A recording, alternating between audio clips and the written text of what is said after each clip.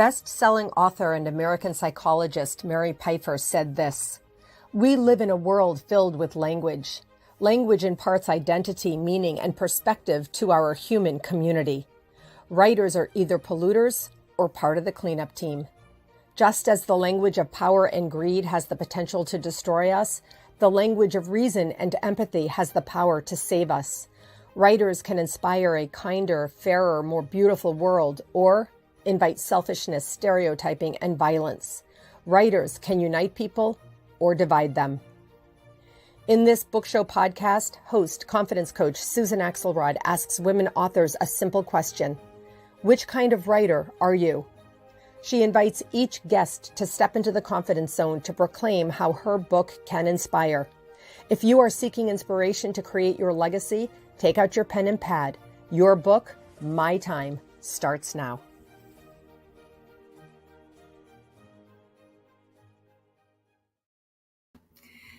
Hello, friends. I am so excited about this episode of your book, My Time, because we are going to be talking about one of my favorite things, which is journaling. If you know me, if you've heard me, you know that I have been journaling for 32 years. And the reason I know that is that my first child was 2 years old when I started journaling. And the way that I stuck to it was by writing to her. And I have a big case in my closet filled with journals.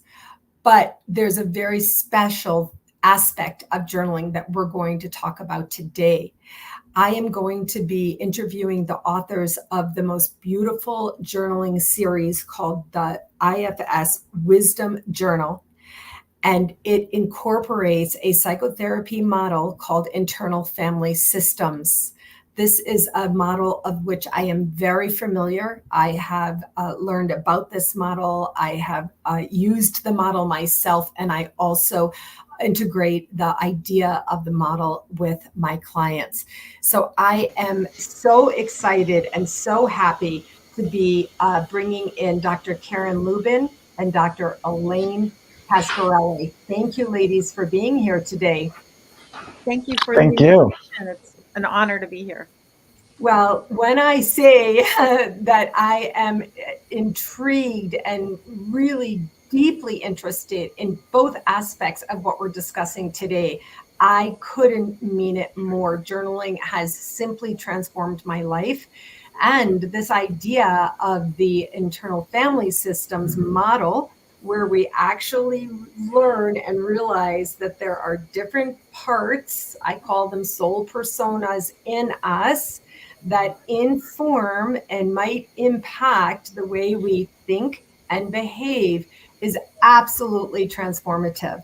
So, Elaine, let me start with you. Why don't you share with us how you got interested in IFS, the IFS model? Of course.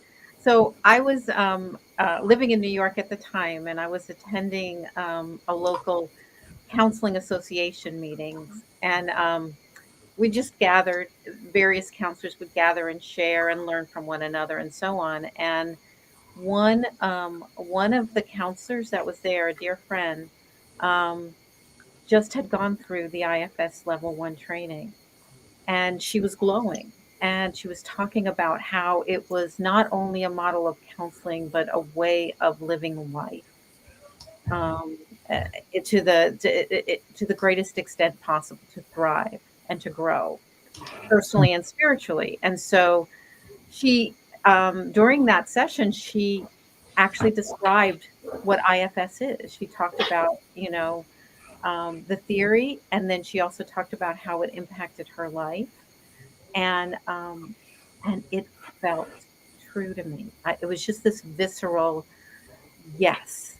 And in that moment, I knew I had to train in that modality. Well, everyone who knows me knows when I hear it's a visceral yes, I'm all in on that. So Mhm. I do get it. I'm very curious about this one simple conversation that you really received immediately and were compelled to then take this action to get trained in IFS. And so, do you use IFS in your therapy work today? Oh, yes. Yeah. Yeah, most of my clients come to me for either IFS or EMDR or both together.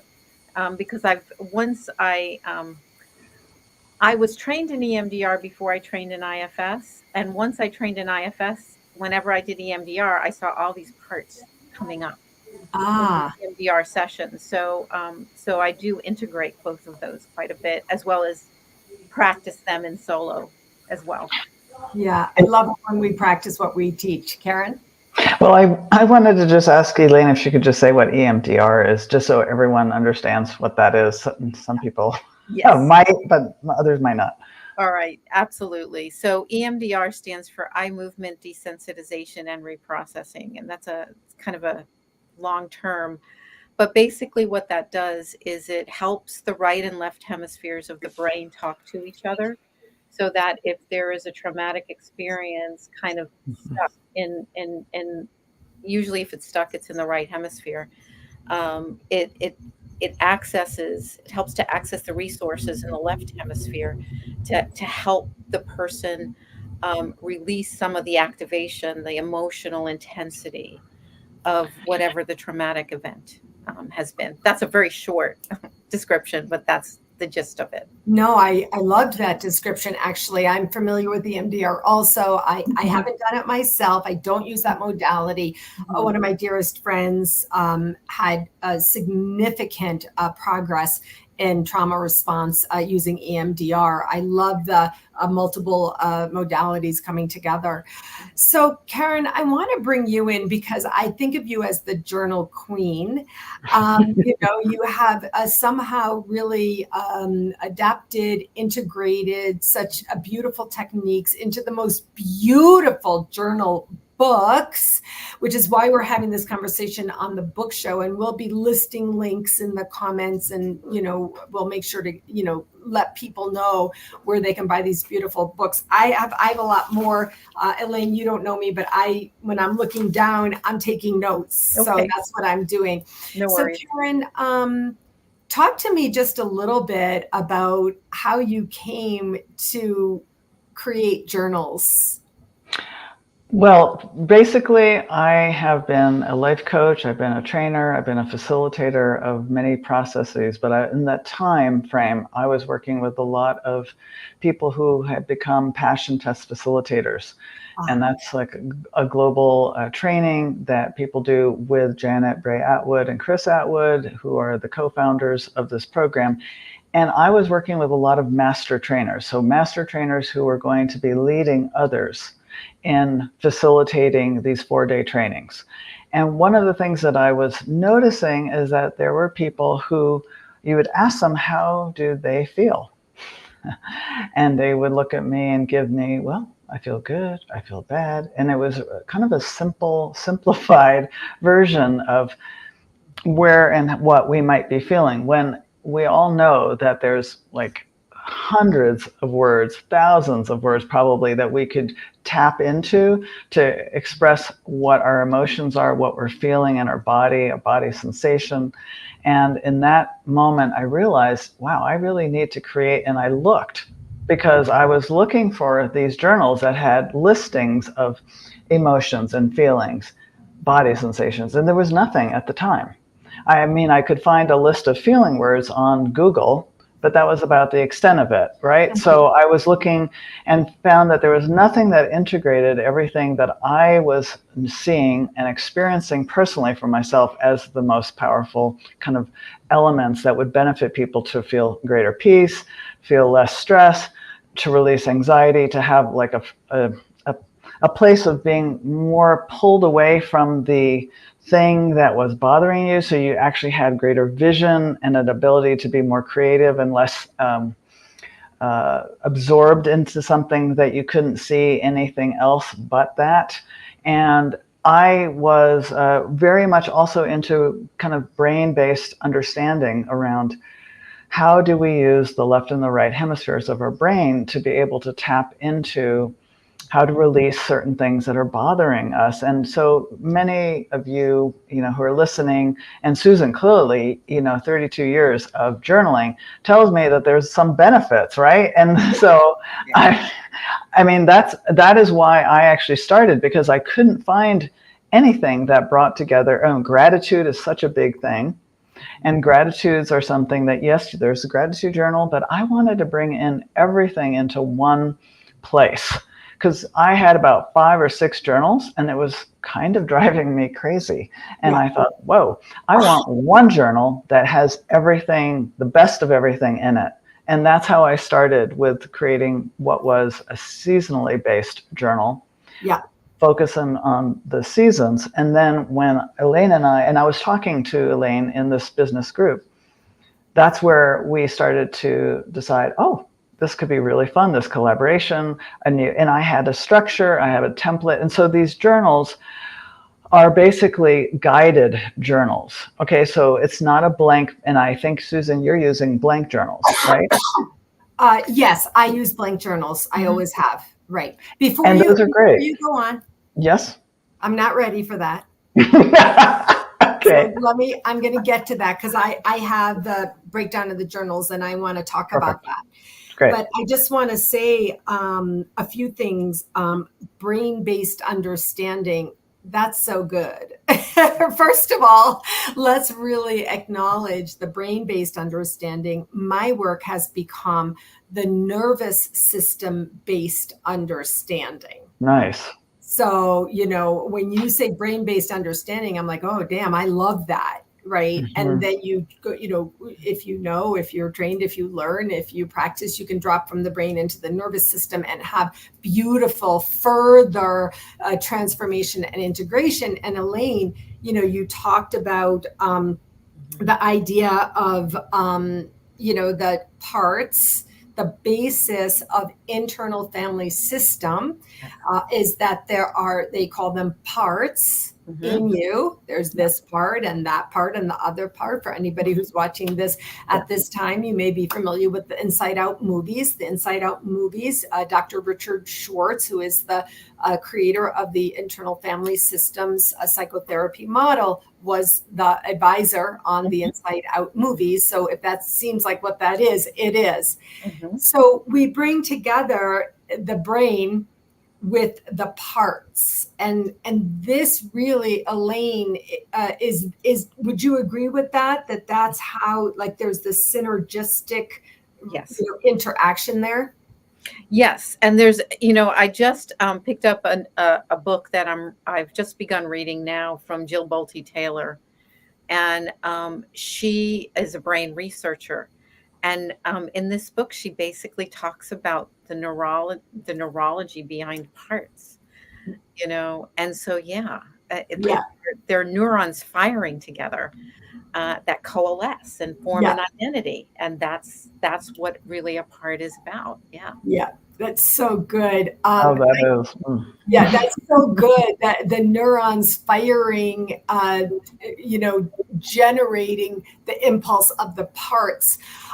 So Karin, yes, my journaling is in blank journals. Okay. And the reason as I indicated, I know how long I've been doing it, is I asked a friend at that time, like, how do you stick to journaling? I had my camp journals and my high school journals and my college intermittently here and there. And she said, I write to my daughter. And that's when I started doing that. And so there has been a measure of self-censoring because my journals are written to my daughters and intended that they will read them someday. But the other piece of this that's so important, that also supports the parts work, supports the internal growth, the evolving transformative experience and journey, is when you write in your journal, it's kind of in black and white. It's there in real time. And when I say I go back to my journal and be like, oh, I didn't remember it that way. You are literally writing out, I call it legacy writing. You're literally writing out the truth whereby our brains, our minds, the veils, the layers that come over our lives often don't allow us to remember the way that it actually was. And especially in trauma, sometimes we make it, we could make it better, we could make it worse, we could change the experience from what we think we're remembering. Journaling, in my case, kind of stream of consciousness writing has allowed me to have an actual path of clarity and reality that I have traveled. Karin, let's go over to the guided part of the journaling, because I have here that this is a 4-part series. Correct. This is a 4-part series. So Dick created something called the 8 C's of self-leadership. The basis of this beautiful journaling experience through the 4-part series is that if you go through them, you will have this growing sense of, I call it selfness, a sense of self, and this growing sense of curiosity, for example, is the first C. Clarity, one of my favorites. The second. So the first book in the series is Curiosity to Clarity. That's right. So we could detail them out, Karin, or you could talk a little bit about the benefit of the guided journaling that you started to bring up earlier. Okay, well, I'll just say that each of the 8 C's is really an opportunity to help people become more engaged with their self. And when we talk about the self in IFS, Internal Family Systems, it's the kind of the big self. It's, to me, when you said self-leadership, it's like the big adult in the human form, who's able to oversee all the little parts of us and integrate them in such a way that the large self is able to really have compassion, be kind, be a listener, and be able to kind of handle through leading the parts into a place of curiosity, into a place of greater clarity. And then the second journal is on courage and creativity, because each of these 8 C's or characteristics are really opportunities to dive a little deeper into these parts, if you will, really, of the self. I mean, it's like this. It's amazing. So the third journal is on compassion and on connectedness, which again leads us finally to a sense of calmness. And the fourth one is confidence. Okay, so calmness and confidence. So all of these journals are, again, guided to help people create a structure.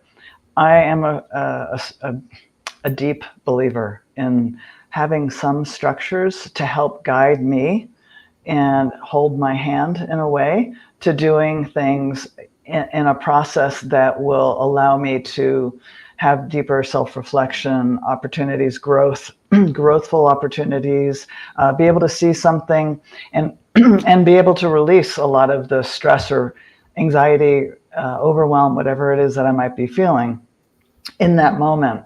So the guide or the guided piece is really about, what are you feeling? What is it? What's the body sensation? And then asking some very specific questions to help guide you through connecting to the parts and then to the larger self. And Elaine, you might want to add to that. Yeah. Well, it's when I think about self, and I like, was it selfing or selfness, N-E-S-S. Yes, I love that term. Yeah. I love that you use selfness, because selfness, yeah. When it comes, in IFS, one of the things we recognize is that there's all these levels of self. when parts are unburdened, when they're helped to heal, they have their own selfness. They have their own self energy. And then there is the self energy that we try and embody as we connect with those parts, right? So, to me, self is the sense of the wise witness, the loving witness, that is there to guide and to help the parts to thrive, to be able to exist in their initial form, in their initial authenticity, right? And it's the wounding, it's the suffering that blocks that authenticity for not only the parts but for us as well. And so I think, as we can help the parts heal or step back, right? And oftentimes what parts experience is fear that underlies so many of those right at the bottom of everything, right? Bottom of everything. So if we talk about what selfness is, it's when you move away from the fear and you can be in your inner knowing. I mean, most of us have at least one experience of that, of where we're just feeling so centered. That's why we called it living from my centered self. We're feeling centered. We're feeling compassionate. We're not in fear. We may be in awe. We may be in wonder. We may be in curiosity, or any of the other 8 C's associated with self energy. But it's that real grounded presence and that loving presence. That to me is what self energy is. And so what we're trying to do in the journals, as well as just IFS in general, is to help peel away what's getting in the way, what is creating an obstacle for being in that energy, as an individual, but also for the parts, to peel away, what's getting in the way of parts accessing that self energy as well. So this is so good. So before we go on, I want to say, I cannot say how much I encourage people to buy this journal series. So do you want to point them to Amazon to do that, or to your websites? Where are we buying the 4-part series, Karin? Yeah, you can actually go to my website and you can see all 4 journals listed. So if you go to drkarinlubin.com, and let's see, I have it right here. It's drkarinlubin.com/IFS hyphen, and it says journals. So I can put that in the chat box, and then you can. drkarinlubin.com is where you can buy these journals. Correct. So I wanted to, we're going to say that again, but I didn't want to wait because it's so good. So just today in a coaching session, I was on with a high achieving, high level professional who was questioning themselves, about which I, as a coach, can be like, are you kidding me on this? To myself, I say, what's happening here? Why would this high level professional be questioning themselves when it's obvious that the other person is the real problem here? But as a coach, that's part of what I do. But Elaine, that would be an example of a part. I'm asking you, would this be an example of a part coming up where this person who has achieved so much is sitting there saying, oh, I'm the problem? Right. And it's not uncommon for most folk to have a critic or an imposter, a part that feels like tells them they're an imposter in some way, or sabotages because they don't, they think it's too unsafe. The part may think it's too unsafe for the person to do what they're doing, because they can get harmed if they fail, Right. So these are all examples of parts of very high functioning people. Right. I mean, it's that have that. And this is what I love so much about this is it is true. I'm a confidence coach. Like, this is what I do every day with my clients. They hire me because they're lacking in some kind of confidence in life or business. And so I hear this frequently, which is why the parts work, because I will literally say to a person, well, what part do you think that is? You know, what does she sound like? Or what do you think he's thinking, or whatever? That's what I love about the IFS work, that you, the language of it, the language of it is so clear.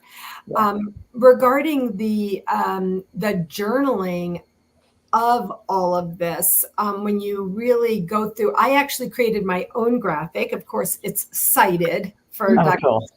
But I created my own graphic of the 8 C's in a heart, like around a heart, with the self, capital S, as I always say, capital S self in the middle. And just as a visual graphic. So I too, Karin, love structure. It's built into my intuitive business system. One of the S's is for structure. But I particularly love this journal series that kind of lovingly guides and supports and moves somebody through all the way to the end game, which is confidence. Yeah. So yeah. I really do love that. Do you have any kind of programs that go with these journals at this time, or do you just use them in your work, either of you? So right now, I just use them in my work. And that was actually the reason they were created. What I was finding is my clients and I would do good work together, connecting with parts in session. And then they didn't have a process for connecting with their parts in between session. And so, or they would say things like, oh yeah, I had a part came up. I'm just going to try it. But I can't remember what part that was, Yes. Yeah. And so I that's why I approached Karin, because I wanted for my clients to have a resource where they can write down what parts come up for them, or if they needed to do more work with their parts that we connected with in session, they would have a resource for doing that. And also for identifying parts. One of the things that is present in each of the journals is we have affirmations, that Karin created. They're wonderful affirmations. And the affirmation isn't just to build confidence. That's one thing. That's helpful. And to build self-energy. That's also a goal of it. But it also, to me, serves to identify parts. So if someone reads, and there's an instruction to read it out loud, to, when the person reads the affirmation, to read it out loud. And sometimes for some folk, they're like, oh no, a critic will come up or something. Yep. Oh no, that's not me. I can't do that, or, whatever. And so it's a great way to identify parts too, that can be worked with as well. So, each, there isn't like, you have to do it this way or it doesn't work. It's like, this is, people who are listening to this, not watching, they can't see. I literally have a shit-ass grin on my face. I'm so happy right now. What you just described, Elaine, is so fun. Of course, I've been in therapy. Of course, obviously, I've been in therapy. Thank God for my therapist, Kim. Like, my whole life was transformed by somebody I got so lucky to work with. So, of course, I know what you're talking about. From one week to the next. It's like in my coaching, you have to work with me weekly at least, because 168 hours in a week, a lot can happen in 168 hours. So I love this. Now let's talk about affirmations. My fave. I mean, come on. The way I describe affirmations is like an affirmation, once it's set, your brain will literally go after it like a dog after a bone, until it eventually, and it will search everywhere and seek and go around and around and smell and sniff and, whatever, until it gets that bone. And then when a dog gets a bone, forget it. You're not letting go of that bone. What you just said, Elaine, about somebody speaking out an affirmation, I am awesome. And if somebody can't say that, you'd be like, oh, what's preventing that? What's coming up for you? What part of you, 8-year-old child girl who was preyed upon, or 12-year-old boy who was bullied, right? To really prevent that. Does that feel like right to you? Mm-hmm. Yeah, absolutely. That feels right. And so then the great news is then we can witness that Right. 8-year-old, or or the little boy who was bullied, the part of him that took in that experience. We get to witness that. And sometimes those parts are not in the person's awareness until they have that kind of reaction. And I just want to add that, often, at least my experience has been that I feel like I can be led by my parts. When you have self-leadership and are coming from a centered self, you're not being led by the parts anymore. And that's really different. Yeah. There's a much more of a connectedness and an opportunity for people to really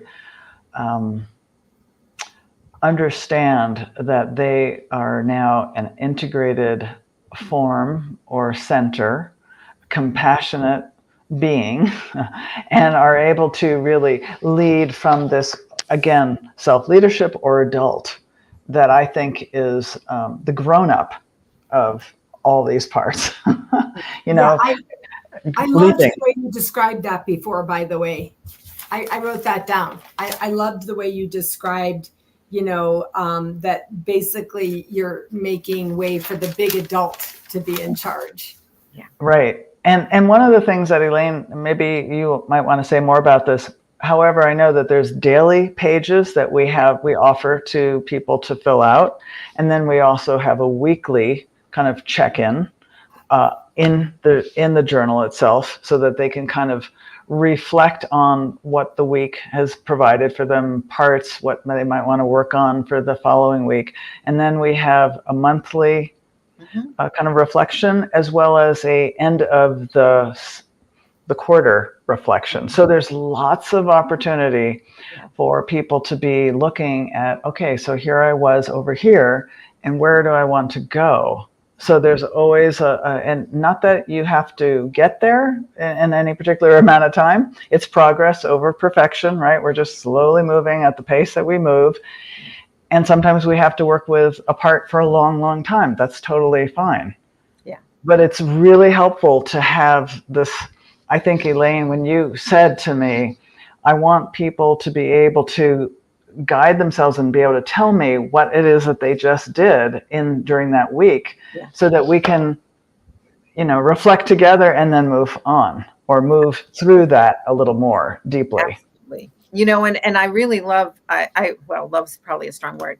I find really useful the monthly pages, because the other thing that I find when you're working with someone for an extended period of time, they forget the progress they've made. So in the monthly review, they write down what protectors changed roles, and how did they change?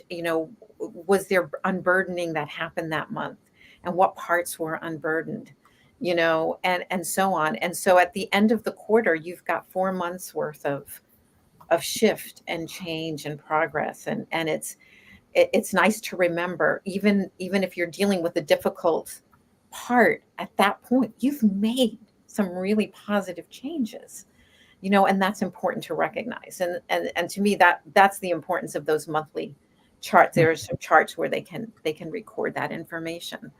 But I think we all need that. We all need those reminders of exactly what I was. Yeah, exactly what I was going to say. I have built structure into my business model as well, into my work. When somebody works with me as a coach, there is structure.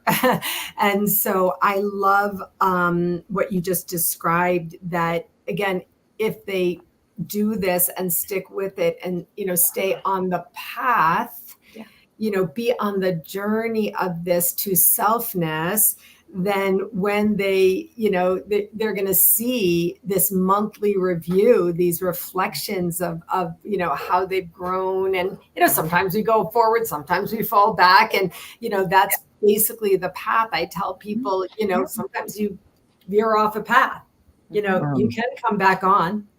You're allowed, or you start forging a new direction. I really love this. I want to be clear.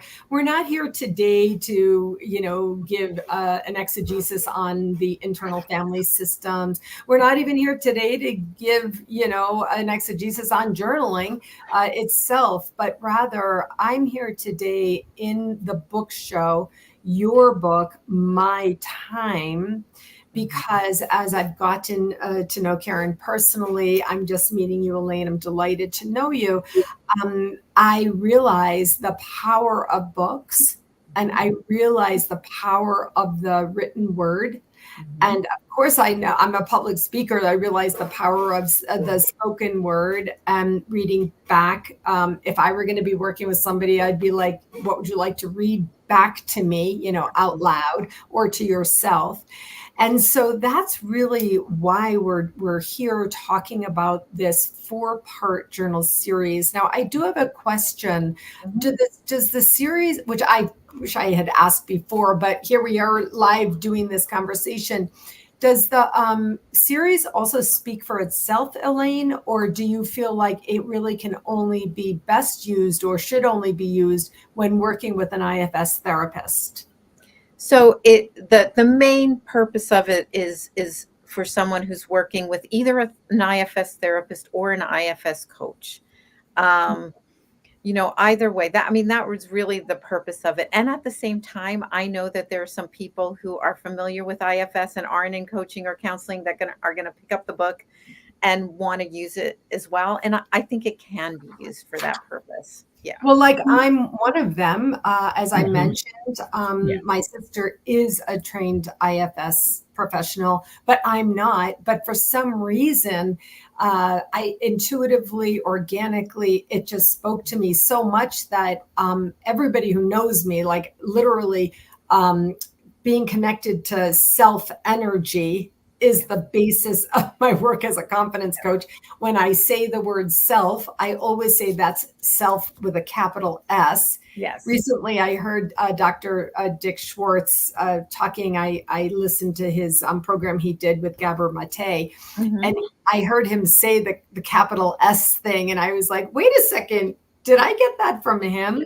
So I just want to say there's so much breadth and depth here. And also the idea of the 8 C's alone for us to learn about self-leadership, self-led leadership, right? That there's good bandwidth here. And I definitely know that people, would from that perspective, gain benefit. For anyone who has been listening or watching this broadcast, if this has intrigued you, I encourage you to look up internal family systems. There are therapists and coaches who are designated, trained in internal family systems. If you are a person who does journaling, or you feel like you should, but you don't, and you can't get yourself to do it, this might be a wonderful series for you to start with because of the 8 C's, the way it's broken down. Karin, the way you defined, the model, the template, the structure of the journaling, the journal experience itself will definitely really be compelling. So I want to just give each of you a last word before we end. Karin, how about you go first? I guess I'd like to just end with the idea that if journaling is something that would help you enhancing, respectful communication, I would say pick up a journal. If you want to deepen in your self-love and your compassion for yourself, pick up a journal.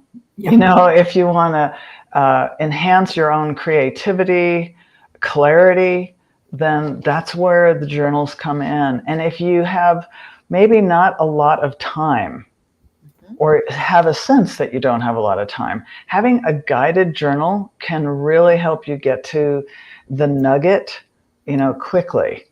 And if you're interested in releasing stress, and growing and celebrating, like Elaine said, the transformation or the shifts that you might be going through, because we're always going through shifts and changes. I just find journaling to be just a super powerful tool to help you in so many arenas of your life, business and personally. So I say pick up a journal. Pick up a journal. I bundle. couldn't agree more. Elaine, what about you? What last thoughts would you like to share? Well, one of the things that I actually really like both about IFS and about the journal is this attitude of approaching all parts of yourself with love and compassion, even the parts that feel difficult in moments or carry a lot of pain, because they're trying to communicate, they're trying to seek healing. And so I really love that about this approach. And the journal invites you to do that, and really invites you to welcome every part of you and feel compassion for every part of you, because every person deserves that. Amen. I feel like that was a prayer. That was so good. And then again, just to refer to the movies, both movies in particular, show that exact thing. If you know the reference, sadness from the first movie or anxiety from the second movie, you'll see that all the parts in us do play a part. But you said approaching all parts of yourself with love and compassion. Come on. I really think that is the best way to end this beautiful conversation. Again, to our listeners, to our viewers, if you think that journaling might be of interest to you, more likely if you've been like, oh, I know I should journal, everybody tells me I should journal, or if you've wanted to but haven't been able to get yourself to, this series is beautiful. It's guided. It's very interesting in the idea of the 8 C's and how you can explore your self-led leadership, the structure of the journal, daily, weekly, monthly, quarterly. I'm all over that. I myself do offer journaling workshops because of this reason. I love me an intimate journaling workshop where I give writing prompts and I really talk about the way, the journaling, the process of the writing and integrating really does actually embed deep down in you. My friends, thank you so much for your time today. Thank you. Your time and effort and energy to creating this beautiful series, really as part of what I call Tikkun Olam, which is a Jewish concept, which is repairing the world. Repairing the world really starts with repairing ourselves. So thank you, ladies, and I'll look forward to seeing you again. Take good care. Take care. Thank you.